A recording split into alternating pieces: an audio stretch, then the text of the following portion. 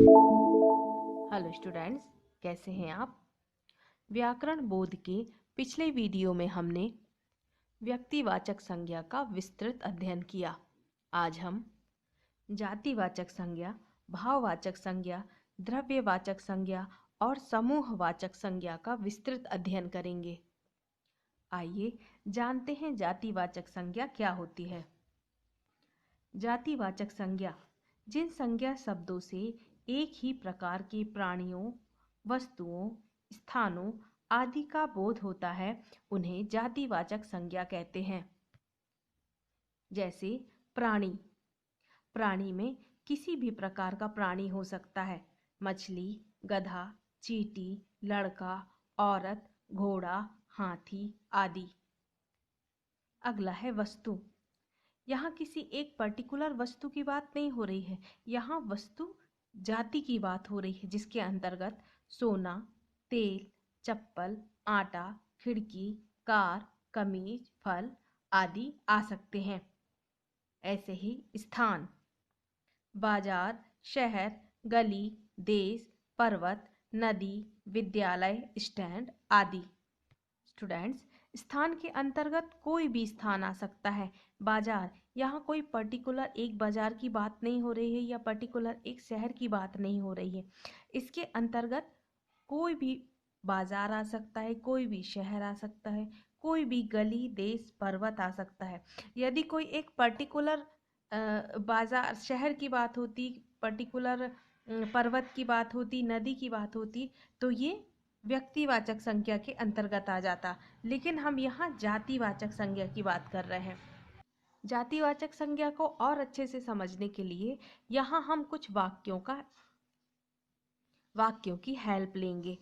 पहला वाक्य है, पेड़ों पर पक्षी बैठे हैं।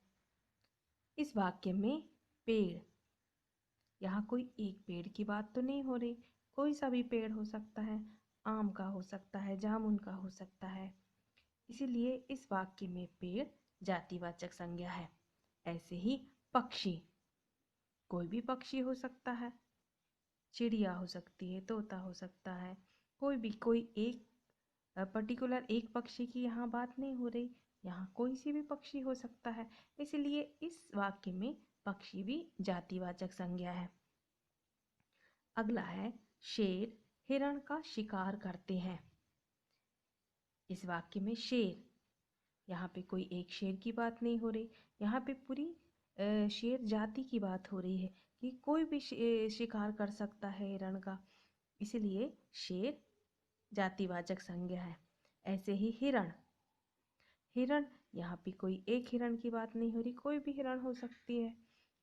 इसलिए हिरण भी जातिवाचक संज्ञा है। अगला है, बच्चे स्कूल जाते हैं।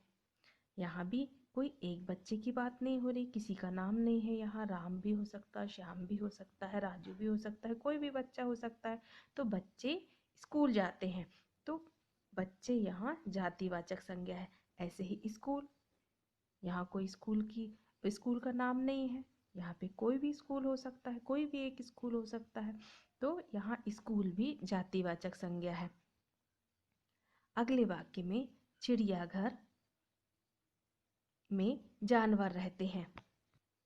चिड़ियाघर, ये कोई भी चिड़ियाघर हो सकता है, यहाँ चिड़ियाघर का नाम नहीं है, ये कोई भी एक चिड़ियाघर हो सकता है में जानवर रहते हैं। आपको पता है कि चिड़ियाघर में कोई एक जानवर तो नहीं रहता, वहाँ तो बहुत सारे जानवर रहते हैं। इसलिए जानवर भी जातिवाचक संज्ञा है। अगले वाक्य में, बगीचे में फूल खिले हैं। यहाँ बगीचे का नाम नहीं दिया हुआ है, ये कोई भी बगीचा हो सकता है। इसमें फूल खिले हैं, यहाँ कोई एक फूल भी नहीं दिया गया, गुलाब का फूल, गेंदे का फूल, यहाँ सिर्फ फूल, फूल से एक जाति का बोध हो रहा है, फूल जाति का बोध हो रहा है। इसलिए इस वाक्य में बगीचा और फूल ये जातिवाचक संज्ञा है। अगला है भाववाचक संज्ञा। स्टूडेंट्स, जैसे कि नाम से ही स्पष्ट है, भाव, ये हमारे अंदर की फीलिंग्स होती हैं, हमारे अंदर का एक एहसास होता है।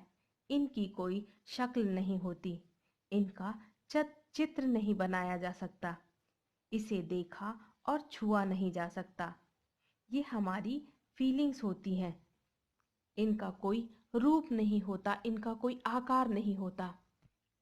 जिन संज्ञा शब्द से किसी प्राणी या वस्तु की स्थिति, भाव और दशा आदि का बोध होता है, उन्हें भाववाचक संज्ञा कहते हैं। जैसे मानवता, हिंसा, चिकित्सा, भाईचारा, मित्रता, सत्य, मिथ्या, बचपना, बुढ़ापा, खुशी आदि। भाववाचक संज्ञा जैसे बूढ़ा से बुढ़ापा बना, मित्र से मित्रता, भला से भलाई, बुरा से बुराई, मोटा से मोटापा, चतुर से चतुराई, गरीब से गरीबी और मीठा से मिठास। स्टूडेंट्स, हम किसी बूढ़े आदमी को देख के ये अनुमान लगा सकते हैं कि बुढ़ापा आ गया, लेकिन क्या इसकी कोई शक्ल होती है? नहीं होती। किसी मित्र को देखकर, किसी मित्र से मिलकर हम ये पता लगा सकते हैं कि उस मित्र की हमारे प्रति कितनी मित्रता है। ऐसे ही किसी भले आदमी से मिलकर हम उसकी भलाई या उसकी अच्छाई को महसूस कर सकते हैं, देख नहीं सकते। जैसा कि मैंने पहले बताया कि भाववाचक जो शब्द होते हैं उन्हें सिर्फ महसूस किया जाता है, ना ही छुआ जा सकता और ना ही देखा जा सकता। अगला है द्रव्यवाचक संज्ञा। जिन संज्ञा शब्दों से किसी द्रव्य या पदार्थ का बोध होता है उसे द्रव्यवाचक संज्ञा कहते हैं। जैसे गेहूं, चावल से भिन्न प्रकार की पकवान बनाए जा सकते हैं। दूध से दही, पनीर, मिठाई आदि वस्तुएं बनाई जाती हैं। सोना चांदी से आभूषण इत्यादि बनाए जाते हैं। पीतल, तांबा, लोहा आदि से भी भिन्न वस्तुएं बनाई जाती हैं। लकड़ी, मिट्टी तेल, कोयला, पेट्रोल भी द्रव्य है। ये द्रव्य गणनीय नहीं है, अर्थात इसकी गणना नहीं की जा सकती, इसे गिना नहीं जा सकता। इसे केवल नापा या तौला जा सकता है। अतः सभी द्रव्यवाचक संज्ञा शब्दों का प्रयोग एक वचन में ही किया जाता है। अगला है समूहवाचक संज्ञा। जिन संज्ञा शब्द से किसी समूह या समुदाय का बोध होता है उसे समूहवाचक संज्ञा कहते हैं।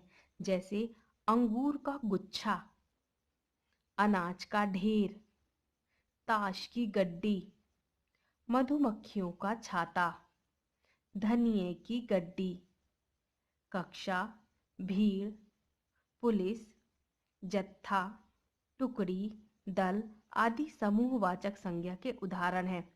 ये सभी शब्द समूह को एक इकाई के रूप में प्रकट करने के कारण एक वचन में प्रयुक्त किए जाते हैं। सो स्टूडेंट्स, आज के लिए इतना ही। आज का आपका होमवर्क है व्यक्तिवाचक संज्ञा, जातिवाचक संज्ञा, भाववाचक संज्ञा, द्रव्यवाचक संज्ञा और समूहवाचक संज्ञा का पुनः अभ्यास करें। आज के लिए इतना ही। Okay students.